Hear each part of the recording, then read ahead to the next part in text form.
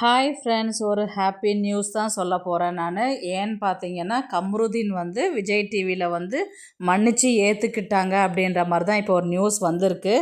ஆமாங்க, கம்ருதீன் ஃபேன்ஸ்க்கு ஒரு good news தான் சொல்லணும்.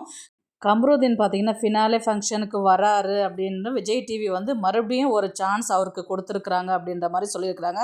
இதனால் வந்து பார்த்திங்கன்னா சீரியலில் நடிக்கிற போகிறாரு, சீரியல்லையும் ஒரு சான்ஸ் மறுபடியும் அவரே வந்து ஆல்ரெடி நடிச்சிட்ருக்கிற சீரியலை அவரே போயிட்டு ரீஜாயின் பண்ணுவார் அப்படின்ற மாதிரியும் ஒரு நியூஸ் வந்திருக்குது.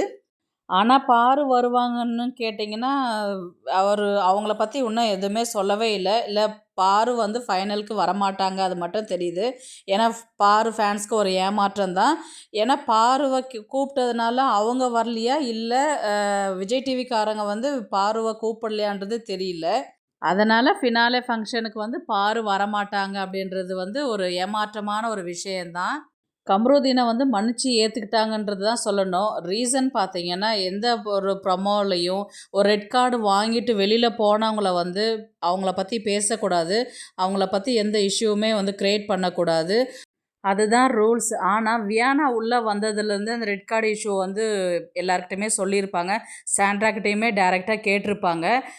இன்னொரு ரீசன் பார்த்தீங்கன்னா, வினோத் வெளியில் போனார் இல்லைங்களா, அந்த வீடியோலுமே வந்து கம்ருதீனை வந்து மென்ஷன் பண்ணியிருப்பாங்க. இதை வச்சு பார்க்கும்பொழுது வந்து பார்த்திங்கன்னா, கம்ருதீனை அக்செப்ட் பண்ணிக்கிட்டு மறுபடியும் ஒரு சான்ஸ் கொடுக்கலாம் அவருக்கு, ஒரு முடிவு பண்ணியிருப்பாங்கன்னு தான் நினைக்கிறேன். இது பற்றி உங்களுடைய கருத்து என்னன்றது ப்ளீஸ் கமெண்ட் பண்ணுங்கள். ப்ளீஸ் சப்ஸ்கிரைப் பண்ணுங்கள். தேங்க்ஸ் ஃபார் வாட்சிங்.